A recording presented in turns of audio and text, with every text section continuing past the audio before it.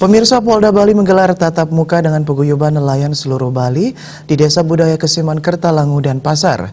Selain menjadi ajang silaturahmi, kegiatan tersebut menjadi momen bagi paguyuban nelayan seluruh Indonesia sebagai bagian dari rakyat Indonesia untuk mendeklarasikan dukungan bagi pelaksanaan pesta demokrasi yang aman, damai, dan juga sejuk.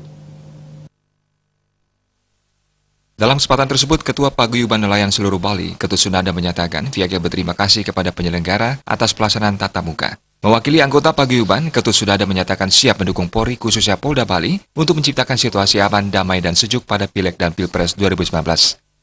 Singnada.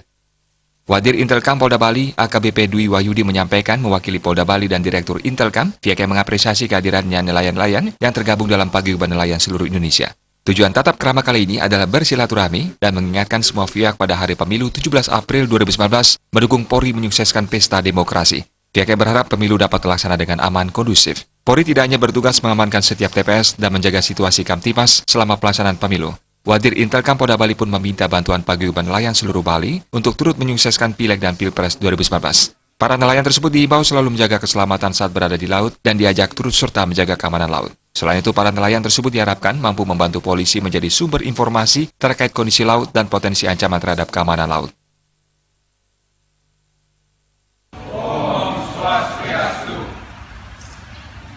Kami Paguyuban Nelayan Sebali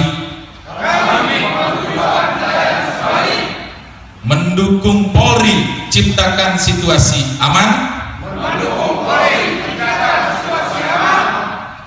damai dan sejuk pada Pileg dan Pilpres 2019.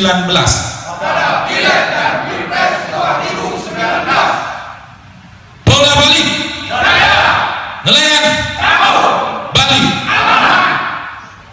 Om Santi Santi Santi Om. Acara diakhiri dengan foto bersama dan menikmati santap siang yang diiringi hiburan musik. Seluruh rangkaian giat dapat berjalan dengan aman, tertib, dan lancar. Tim Liputan